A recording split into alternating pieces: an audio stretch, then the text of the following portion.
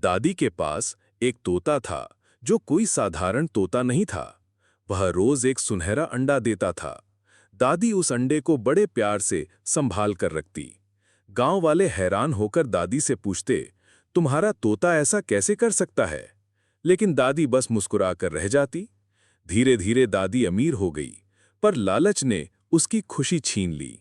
एक दिन उसने सोचा कि तोते का पेट ही सोने का होगा, और उसने तोते को नुकसान पहुंचाया।